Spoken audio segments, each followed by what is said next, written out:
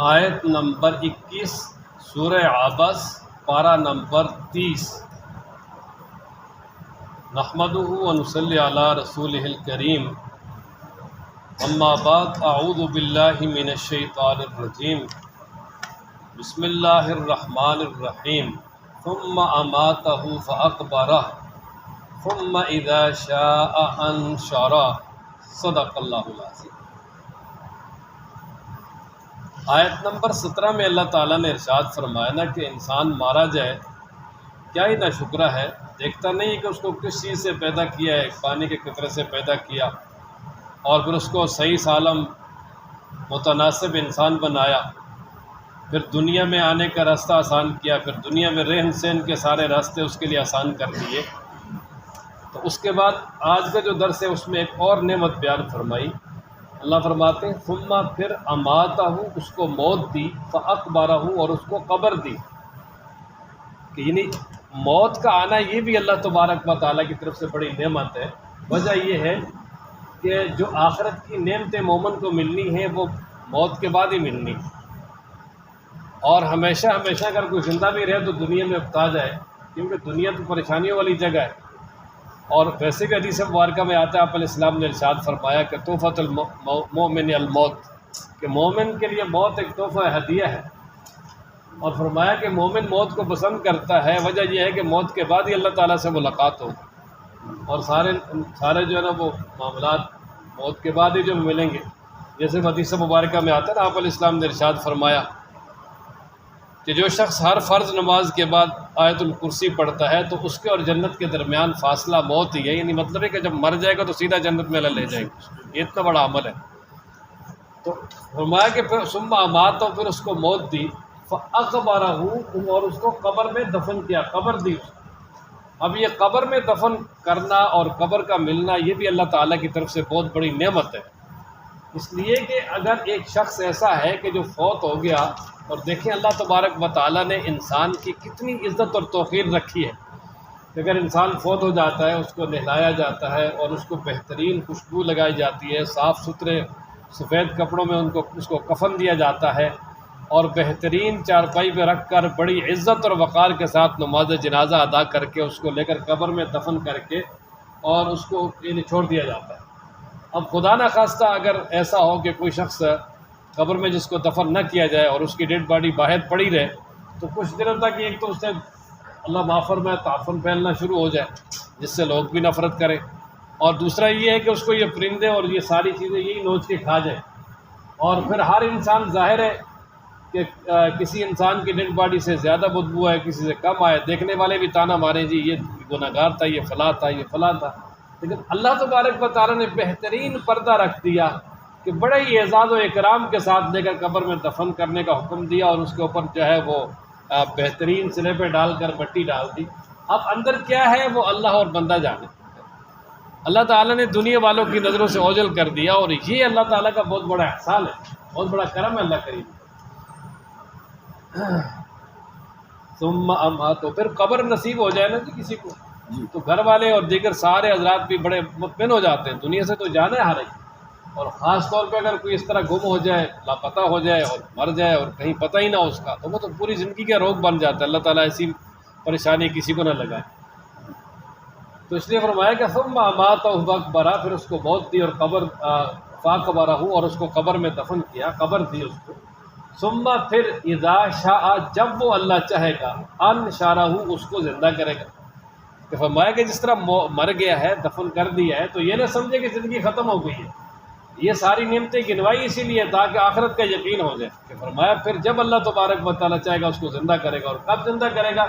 جب قیامت آئے گی، اور قیامت کتنی دور ہے، کس طرح ہے، یہ اللہ تعالیٰ ہی جانتا ہے۔ کلا لما یقض ما امرہ، اللہ تعالیٰ فرماتے ہیں خبردار، یقیناً لما یقضی، ابھی تک پورا نہیں کیا، ما وہ احکامات،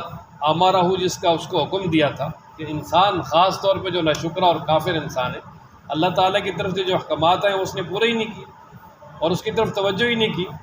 اور اس کو وہ بجا لایا ہی نہیں، حالانکہ اس کو بجا لانا چاہیے تھا کہ اللہ نے جتنی بڑی بڑی اس کو نعمتیں عطا کی ہیں، تو ان تمام نعمتوں کا تقاضا ہے کہ وہ اللہ کا فرمانبردار بنے، اور اللہ تبارک و تعالیٰ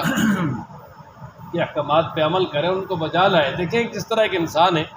جانور کے سامنے چارہ ڈالتا ہے تو وہ جانور کتنا اس کا جو ہے مطیع و فرمانبردار ہے، اس سے وہ سارے نفع حاصل کرتا ہے۔ تو اسی طرح اگر اللہ تبارک و تعالیٰ نے انسان کو سب کچھ دیا ہے، ساری چیزیں انسان کے لیے بنائی ہیں، تو انسان کو اللہ نے اپنی عبادت کے لیے بنایا ہے۔ اب انسان کو چاہیے کہ اللہ تبارک و تعالیٰ کی شکر گزاری کرے اور اللہ کی عبادت کرے۔ فَلْيَنظُرِ الْإِنسَانُ إِلَىٰ طَعَامِهِ۔ اچھا، اب اس آیت مبارکہ سے آگے ایک طویل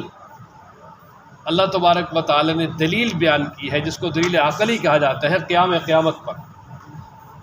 اس سے پہلے یہ تذکرہ ہوا نا کہ اللہ نے انسان کو پیدا کیا، زندگی کے اسباب دیے وغیرہ وغیرہ۔ اب یہاں سے اللہ تبارک و تعالیٰ انسان پر اپنی ایک خاص نعمت کا تذکرہ کر رہے ہیں، اور اللہ تعالیٰ اس کی طرف توجہ دلا رہے ہیں کہ اس پہ ذرا انسان غور تو کرے۔ اور وہ چیز جو ہے نا، وہ انسان کی جو سب سے اہم ترین ضرورت ہے، جسے خوراک کہا جاتا ہے، کھانا پینا۔ اب اس کے بغیر تو کوئی انسان زندہ نہیں رہ سکتا، یہ ہر انسان کی ضرورت ہے اور ہر انسان کے لیے لازم ہے یہ۔ تو اللہ تبارک و تعالیٰ فرما رہے ہیں دیکھو کہ انسان ذرا غور تو کر کہ یہ جو آپ کھانا استعمال کر رہے ہو، اس کے پیچھے کتنی جو ہے نا وہ ایک لمبا راستہ ہے کہ انا سببنا الماء سبا،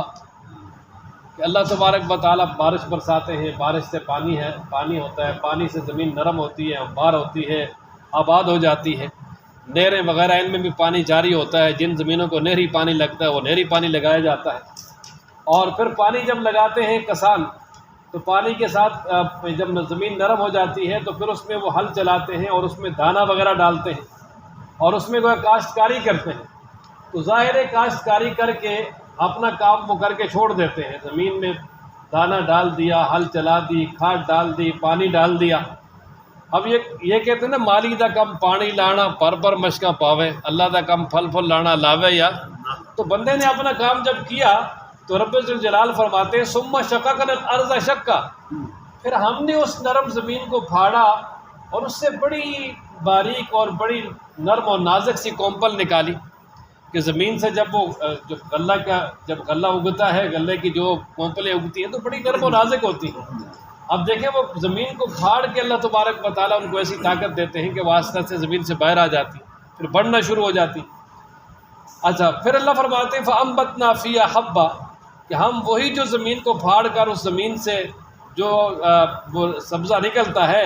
تو اسی میں اللہ تعالیٰ فرماتے ہیں کہ اسی زمین میں ہم غلہ بھی اگاتے ہیں، کہ بہت ساری چیزیں ایسی جو غلے کے کام آنے والی ہیں، جیسے گندم کے پودے ہیں، اسی طرح چاول کے ہیں، جو کے ہیں، جوار کے ہیں۔ تو اللہ تبارک و تعالیٰ فرماتے ہیں کہ زمین سے ہم نے تیرے لیے غلہ پیدا کیا، تیرے کھانے کے جو ہے نا وہ سارا انتظام کیا۔ پھر ساتھ ہی ذائقہ بنانے کے لیے فرمایا وعنبًا، انگور بھی دیے، اور یہ خاص خوراک ہے۔ وقضبا، اور ترکاریاں، سبزیاں بھی، کہ غلے کے ساتھ جو وہ سبزیاں بھی ضروری ہیں، ان کے بغیر بھی تو خالی روٹی بھی تو نہیں کھائی جاتی۔ وزیتونًا، اور اسی طرح زیتون، یہ تیل ہے، صبغا للآکلین، کھانے کے لیے بھی استعمال ہوتا ہے، اور یہ خیر کثیر ہے، اس میں بہت ساری چیزوں میں استعمال ہوتا ہے، سالن کے طور پہ بھی استعمال ہوتا ہے، اور ویسے بھی جو ہے نا وہ دیگر تمام جتنے بھی کھانے وغیرہ بنتے ہیں تو ان میں بھی استعمال ہوتا ہے۔ وَنَخْلًا، اور اسی طرح اللہ فرماتے ہیں ہم نے کھجور پیدا کیے۔ وَحَدَائِقَ غُلْبًا، پھر انسان کے فائدے کے لیے بڑے بڑے گھنے باغات،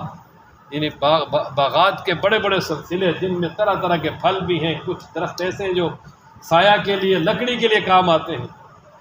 وَفَاكِهَةً، اور میوے، اس میں وہ ڈرائی فروٹ، خشک میوہ جات طرح طرح کے، اس میں بادام ہے، کاجو ہے، پستہ ہے، کیا کس چیز کا بندہ نام ہے۔ وَأَبًّا، اور اسی طرح انسان کے لیے لازم ملزوم ہے جانور، کہ ظاہر انسان گوشت کھانے کا بھی عادی ہے، دودھ وغیرہ استعمال کرنے کا بھی عادی ہے، تو گوشت اور دودھ یہ تو دونوں چیزیں جانوروں سے ملتی ہیں، تو اب جانوروں کے لیے بھی کچھ ہونا چاہیے، تو فرمایا وَأَبًّا، جانوروں کے لیے بھی جو ہے نا وہ چارہ اگایا ہے، اور بہت عام کر دیا ہے، بہت زیادہ۔ مَتَاعًا لَكُمْ وَلِأَنْعَامِكُمْ، فرمایا یہ زمین سے جو چیز اگ رہی ہے اس میں تمہارا بھی فائدہ ہے، تمہارے جانوروں کا بھی فائدہ ہے۔ تو جس اللہ نے یہ ساری چیزیں آپ کو دی ہیں، تو وہ اور یہ ساری نعمتیں تمہیں روز بروز مل رہی ہیں، تو کیا وہ اللہ دوبارہ تمہیں قیامت میں نہیں اٹھا سکے؟ لازماً اٹھائے گا۔ تو اس لیے فرمایا کہ اللہ کی نعمتوں کا شکر ادا کرو اور اللہ کی عبادت کرو، اور قیامت پہ اپنے یقین کو پختہ کرو۔ دیکھیں نا، فَلْيَنْظُرِ الْإِنسَانُ، یہ فَلْيَنْظُرْ یہ امر کا صیغہ ہے، امر غائب کہ فل ینظر الانسان ہو، پس چاہیے کہ دیکھے انسان الی طعامی ہی، اپنے کھانے کی طرف، انا بے شک ہم نے سبب نہ انڈھیلا برسایا الماء پانی، سبا برسانا کہ خوب پانی برسایا اوپر آسمان سے، ثم پھر شققنا الارض پھاڑا زمین کو، شقہ پھاڑنا کہ زمین جو ہے اس سے وہ جب پھٹتی ہے تو اس سے غلہ وغیرہ اگتا ہے، فانبتنا پس ہم نے اگایا فیہا اس زمین میں، حبا غلہ دانہ، حب کہتے ہیں دانے کو، یہ جو دانے دار غلہ ہے، حب کا معنی دانہ، حبوب جمع آتی، وعنبا اور انگور، وقضبا اور ترکاریاں، یہ تر سبزیاں جتنی بھی ہیں، وزیتون ونخلا اور قضبہ سالن وغیرہ کی جتنے جو کام آتی ہیں، تو بالکل تر سبزیوں کو خضروات بھی کہا جاتا ہے، اور دیگر ساری سبزیاں جو استعمال ہوتی ہیں سالن میں، ادام، وزیتونا اور زیتون اگایا، ونخلا اور کھجور، وحدائق اور باغات غلبہ گھنے، وفاکہتا اور میوے، وابا اور چارہ، متاعا لکم نفع ہے تمہارے لیے، ولی انعامکم اور تمہارے جانوروں کے لیے، فَإِذَا جَاءَتِ الصَّاخَّةُ اچھا یہ نفع کب تک چلے گا؟ فرمایا اس وقت تک چلے گا جب تک بالفعل قیامت قائم نہ ہو، اور بالفعل قیامت تب قائم ہوگی، فرمایا جس دن کانوں کے پردے پھاڑنے والی آ جائے گی، جس دن کان پھاڑنے والی آ جائے گی، صاخہ، یہ انسان کے جو سماعت کے جتنے بھی یعنی جو ہے نا یہ کان وغیرہ آلات ہیں، یہ سارے کے سارے پھٹ جائیں گے، ختم ہو جائیں گے، اور وہ کب ہوگا؟ یہ اس وقت ہوگا جب کہ اسرافیل پہلی مرتبہ جب سور میں پھونکیں گے، کہ اگر دنیا میں کوئی بہت زیادہ زوردار دھماکہ اور شدید قسم کی آواز ہو، اس سے بعض دفعہ کانوں کے پردے پھٹ جاتے ہیں، تو جو اسرافیل جب سور پھونکیں گے اور اس کے بعد جو زمین کے اندر دھماکہ ہوگا، اس کی جو آواز ہوگی وہ اتنی سخت ہوگی کہ جس سے انسان اپنی سماعت سے ہی معلوم ہو جائے گا، کانوں کو پھاڑ دیا جائے گا، اور پھر اس کے بعد سب کچھ ختم ہو جائے گا، پھر دوبارہ پھونک جب سور میں پھونک مارا جائے گا تو پھر قیامت ہے کیا قائم ہوگی، میدان معاشر میں سارے اکٹھے ہوں گے، فَإِذَا جَاءَتِ الصَّاخَّةُ پس جس دن آ جائے گی کان پھوڑنے والی، یوم یفر المرء من اخیہ، اچھا اب قیامت کا ایک منظر بیان فرمایا کہ جس دن قیامت قائم ہوگی تو اس وقت اتنا سخت ہولناک منظر ہوگا، اتنا شدید منظر ہوگا کہ انسان اپنے سارے رشتے بھول جائے گا، آج وہ رشتے کہ جن سے اس انسان کو بڑی محبت ہے، بڑا پیار ہے، ان رشتوں کی خاطر انسان اپنی جان بھی دے دیتا ہے، مثلا بھائی بھائی کے پیچھے جان دے دیتا ہے، بیوی کے پیچھے انسان جان دے دیتا ہے، ماں باپ کے پیچھے، اب خاص کر اولاد ہے، لیکن یہ رشتے ایسے ہیں کہ قیامت والے دن جب قیامت قائم ہوگی تو قیامت کی ہولناکی کی وجہ سے اور اس وجہ سے کہ یہ مجھ سے نیکی نہ مانگ لیں اور مجھے کچھ ان کو نیکی نہ دینا پڑ جائے، اس دن سارے کے سارے ایک دوسرے سے بھاگیں گے، وہ کسی کو کوئی کسی کی پرواہ نہیں ہو، سارے جو وہ رشتے ہیں کہ جو ہر وقت ساتھ مل کے رہنے والے ہیں، جو یکجان ہیں،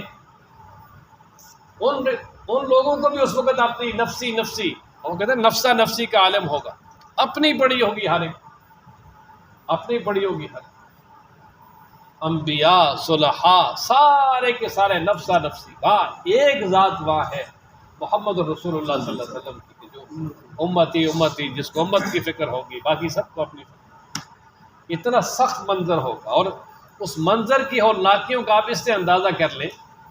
کہ آپ علیہ السلام نے ایک مرتبہ ارشاد فرمایا کہ عائشہ جب لوگ قبروں سے اٹھیں گے تو بالکل ننگے ہوں گے میدان معاشر میں، تو اما جان فرمانے لگی اللہ کے محبوب پھر یہ پردے کا کیا ہوگا، کیا مطلب، تو بڑا مسئلہ ہوگا، آپ علیہ السلام نے فرمایا عائشہ وہ وقت اتنا سخت ہوگا کہ کوئی کسی کی طرف دیکھ ہی نہیں سکے، وہ اس طرح کو بہت زیادہ ہولناکیاں آ جائیں نا تو یہ پہاڑوں کے یعنی جو درندے وہ بھی، اور سانپ اور ساری چیزیں اکٹھے ہو جاتے ہیں، کوئی کسی کی طرف دیکھتا بھی، اتنا بڑا وہ حادثہ ہوگا شدید ترین، تو اس میں یہ ہے کہ فرمایا اپنے بہن بھائی سب کو بھول جائے گا، کسی کی طرف کوئی توجہ نہیں، اور ہر ایک کی ایسی حالت ہو جائے گی جو اس کو دوسرے کی طرف توجہ کرنے سے ہی بالکل بے پرواہ کر دے گی، فرمایا نا یوم جس دن یفر المرء بھاگے گا آدمی من اخیہ اپنے بھائی سے، دنیا میں مصیبت پڑ جائے نا، سب سے پہلے انسان اپنے بھائی کو بلاتا ہے، بھائی کو کہتے ہیں نا بازو، میرا بازو ہے، سب سے پہلے بھائی سے بھی بھاگے گا، وہ امی ہی اپنی ماں سے، وہ ابی ہی اپنے باپ سے، وہ صاحبتی ہی اور اپنی بیوی سے، وہ بنی اور اپنی اولاد سے۔ فرمایا لِكُلِّ امْرِئٍ مِّنْهُمْ، لِكُلِّ امْرِئٍ ہر ایک شخص کے لیے، منہم ان میں سے، یومئذ اس دن، شأنٌ ایک خاص حالت ہوگی، یغنیہ جو اس کو سب سے بے پرواہ کر دے گی، جو اس کو سب سے غافل کر دے گی، جو کسی کی طرف توجہ جو ہوگا چھوڑے گی۔ وجہ یہ ہے کہ وہ اپنی پڑی ہوگی، ہر ایک شدید قسم کی تکلیف اور پریشانی میں انسان مبتلا ہوگا۔ اچھا اب یہاں پر یہ ہے کہ انسان اپنے بہن بھائی ماں باپ رشتہ دار سب سے دور بھاگے گا اور کسی کی طرف توجہ نہیں کرے گا۔ تو یہ 29ویں پارے میں سورہ معارج ہے، اس میں ہم نے پڑھا، اس کی جو ہے نا وہ آیت نمبر 11 سے آگے اللہ تبارک و تعالیٰ نے اور نقشہ کھینچے گا۔ اللہ فرماتے ہیں یود المجرم لو یفتدی من عذاب یومئذ ببنی وصاحبتی واخی وفصیلتہ التی تؤوی ومن فی الارض جمیعا ثم ینجی، کہ اس دن مجرم انسان پسند کرے گا کہ کاش آج کے عذاب سے بچاؤ کے لیے وہ بطور فدیہ کے دے دے اپنی اولاد کو، اپنی بیوی کو، اپنے بھائی کو، اپنی ماں کو، اور اپنے پورے کنبے کو جس کی طرف وہ ٹھکانہ پکڑتا ہے، اور ساری دنیا کو۔ تو وہاں یہ ہے کہ انسان یہ پسند کرے گا کہ یہ سارے مجھے مل جائے اور میں دے کے جان چھڑا لوں، اور یہاں کہ انسان بھاگے گا۔ تو اصل بات یہ کہ دو حالتیں ہیں، حساب و کتاب سے پہلے ہر انسان ایک دوسرے سے دور بھاگے، کہیں مجھ سے نیکی نہ لے لے، ہر ایک کو اپنی اپنی پڑی ہو، اور جس وقت فیصلہ ہو جائے گا اور کسی کے بارے میں خدا نہ خواستہ فیصلہ ہو گیا کہ بھئی یہ جہنم میں جائے، اس نے جہنم میں جانا، تو اس وقت وہ افسوس کرے گا اور کوشش کرے گا کہ کاش ساری دنیا بھی لگ جائے، ماں باپ بھی لگ جائے، بہن بھائی سب کچھ جو ہے نا، میرا اولاد بھی لگ جائے، لیکن میری جان چھوٹ جائے عذاب سے۔ لیکن اس عذاب سے جان چھوٹ سکتی نہیں، اللہ تعالیٰ محفوظ فرمائے۔ اب آخر میں اللہ تبارک و تعالیٰ نے ایمان والوں کے لیے بشارت ہے، اور پھر اس کے بعد جو کافر ہیں ان کے لیے ڈراوا ہے۔ چنانچہ اللہ تعالیٰ ارشاد فرماتے ہیں وجوہ ہوئی، بہت سارے چہرے، یہ وجوہ وجہ کی جمع مکسر ہے، یومئذ اس دن، مسفرہ روشن ہوں گے، بہت سارے چہرے کیا ہوں گے؟ روشن۔ اسفرار اس کا معنی ہوتا ہے روشن۔ ایک حدیث مبارکہ آپ علیہ السلام نے ارشاد فرمایا اسفروا بالفجر فإنه اعظم للأجر، کہ صبح کو تھوڑا سا روشن کر کے پڑھو اس لیے کہ وہ اجر کے اعتبار سے زیادہ ہے۔ تو اسفرو یہ اسی سے، مسفرہ روشن چمکدار، ضاحکۃ ہنس رہے ہوں گے، مستبشرہ بڑے خوش ہوں گے، تر و تازہ ہوں گے، شادمانی ان کے چہروں سے ٹپک رہی ہوگی۔ اللہ اکبر، یہ کون ہوں گے جی؟ ایمان والے اور نیک اعمال کرنے والے۔ اللہ تعالی ہم سب کو ان میں شامل فرمائے، کیونکہ جب انسان خوش ہوتا ہے نا تو چہرہ چمکتا ہے، اور چہرے سے خوشی ٹپکتی ہے۔ تو جس وقت اس کو مل گیا بھائی نامہ اعمال دائیں ہاتھ میں کہ آپ نے ہمیشہ کے لیے جنت میں جانا ہے، تو اس سے بڑی خوشی کیا ہوگی؟ جب بچے کو رزلٹ مل جائے نا تو اسے کہو یار پاس ہے، کتنا خوش ہوتا ہے، خاص طور پہ اگر اعلیٰ نمبروں میں پاس ہو جائے تو پھر تو بھاگتا آتا ہے۔ وَوُجُوهٌ يَوْمَئِذٍ مُسْفِرَةٌ، بہت سارے چہرے اس دن تر و تازہ ہوں گے، روشن ہوں گے، ضاحکۃ ہنس رہے ہوں گے، مستبشرہ خوش ہوں گے، شادمانی ان کے چہروں سے ٹپکے گی، بڑے خوشی سے نہال ہوں گے۔ اور اب آگے جو کفار اور انتہائی گناہ گار ہیں، جو گناہوں میں دن رات جڑے رہتے ہیں، نیکیوں کی طرف توجہ ہی نہیں کرتے، اللہ کی نافرمانیوں میں پوری زندگی گزار دی انہوں نے، ان کے بارے میں فرمایا وَوُجُوهٌ ہوئی، اور بہت سارے چہرے یومئذ اس دن علیہا ان پر غبارہ گرد و غبار ہوگا، کہ جس طرح گرد و غبار پڑ جائے تو انسان سیاہ کالا ہوگا۔ ترہقھا چھائی ہوئی ہوگی اس پر، یا ڈھانکے گی اس کو، قاطرہ سیاہی، صرف گرد و غبار ہی نہیں ہوگے بلکہ اس کا چہرہ بالکل سیاہ ہو جائے گا، کالا، بھلے دیکھنے سے ہی جو ہے نا وہ ڈر لگے گا۔ اچھا یہ کون ہوں گے؟ ان کے بارے میں خود اللہ نے بتا دیا، اولئک یہ ہم ہوں گے الکفرۃ کفار، الفجرہ گناہ گار، فجرہ جو فسق و فجور میں لگے ہوں گناہ گار، مسلمان بھی جو گناہ گار ہوں گے، یعنی جن کے گناہ زیادہ ہو جائیں گے تو فرمایا وہ اور کفار ان کے چہرے بڑے سیاہ ہوں گے اور گرد و غبار چڑھا ہوگا پریشانی کی وجہ سے، اور اسی طرح ڈر کی وجہ سے اور خوف کی وجہ سے۔ اللہ کریم ہم سب کو ان سے محفوظ فرمائے۔ وآخر دعوانا الحمدللہ۔